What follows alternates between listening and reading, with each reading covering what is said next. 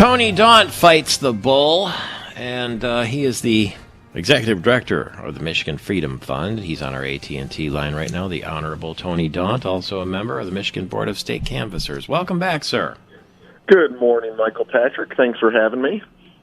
The House Oversight Committee Chair, Stephen Johnson, is a Republican from Wayland Township, and he's been reaching out to Robert Gordon, who is the former Department of Health and Human Services Director. He wants him to come and testify, but he's not hearing back from him. And he says next week he's going to begin the subpoena process. He wants to know what exactly went on with the $155,000 severance agreement and the gag order, if you will, where nobody's going to talk about anything. And he says that's a lot of red flags for us. Why can't he talk? It's very mysterious, and he says he would do some good, and it would be a great service. So we'll see what happens next with that. But what are you hearing? What do you know? Well, I first of all, Representative Johnson is a good friend of the Freedom Fund, and a strong advocate for freedom and less government and transparency. And so I applaud what he's doing, and I agree that $155,000, not just to go away, but to remain silent is a tremendous red flag. And this isn't just private industry where, Mr. Gordon is aware of some secret formula or something of that nature where he can't go to a competitor and talk about it. This is the individual who was putting his name to the orders related to the pandemic and the state's response in lieu of the governor, because the governor was told she couldn't do that by the Michigan Supreme Court. And for him to leave abruptly and not explain why, for the governor not to explain why, and to hide behind this really shameful agreement with taxpayer dollars deserves questions, and I hope Representative Johnson and the rest of the legislature get to the bottom of it. Speaking of legislators, Jeff Irwin, the Democrat state senator, seems like he shed some light on the situation, maybe even inadvertently. Yeah, I mean, it almost seemed like it was maybe an attempt to say, well, this is obviously what's going on, so let's just move along. When he pointed to the fact that, he kind of said, well, it's obvious that they had a disagreement. The governor wanted to open restaurants quicker. He didn't, and so he left. Well, that makes it worse in my mind, and probably in the minds of many out there, because the governor for this entire year has been saying she's paying attention to the data and the science and the health experts.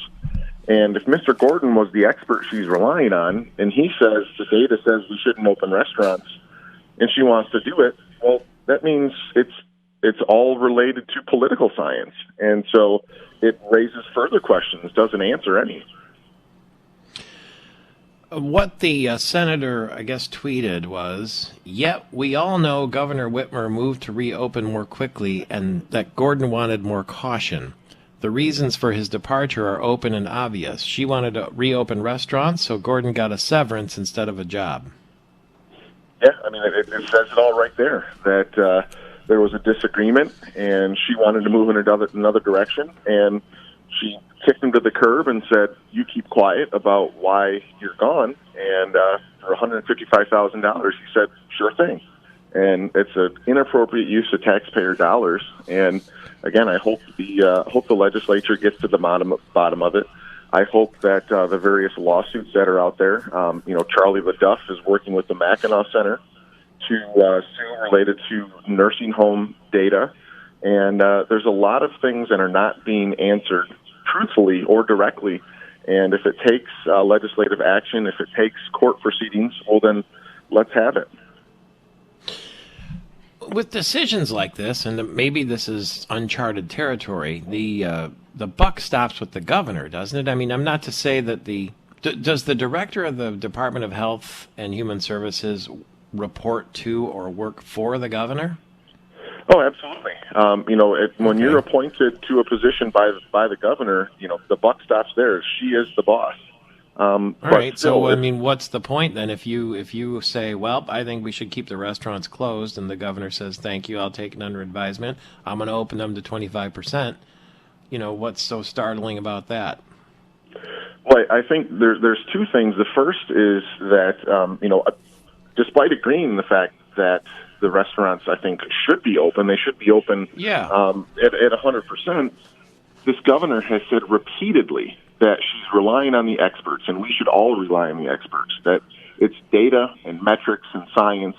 But when asked to produce that data and those metrics and that science, all we get is, well, you don't have the proper context, or there's one excuse after another.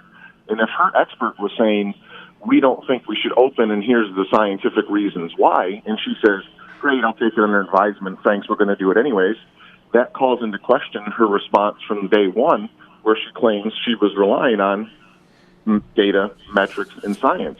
It means that it was never about those things. It was about what does the polling show she can get away with, and what is kind of the political decision to make. Well, let me ask you this, Tony Daunt, Executive Director of the Michigan Freedom Fund. Is Robert Gordon really an expert? That's a great question. I think he's an expert bureaucrat, perhaps, but I'm not aware of what his public health expertise is. But again, this is the individual she pointed to, that she relied on, that she said was an expert she was working with, who signed his name to the orders related to our livelihood, our schools, the business livelihood of so many people in the state. And for him to be jettisoned quickly, to have an announcement ready to go within, I think, 20 minutes or whatever it was of his tweet that he was no longer with the governor's office on who the replacement is, something went down there. And for him to receive $155,000, which most folks in the state think that's a good chunk of money, I certainly do, to go away and to remain silent is a huge problem. And I've been pointing to the fact that it's not necessarily the severance, it's the silence. When you put those two together, it's a big question mark that we need to understand what happened, why did he leave, what does he know, what did he see in his time there, and because of this agreement, we aren't allowed to know. There were some experts, I don't remember who exactly on this program, who said from day one that that silence agreement was never going to hold up. I certainly hope that's the case, and I think it's clear that in these arrangements, if one person says, "Oh, I'm gonna release the other side from this," then we can hear about it. But they seem to be pretty intent on keeping their silence right now. But let's hope the legislature can change that. Tony Daunt, Michigan Freedom Fund, Michael Patrick Shiels.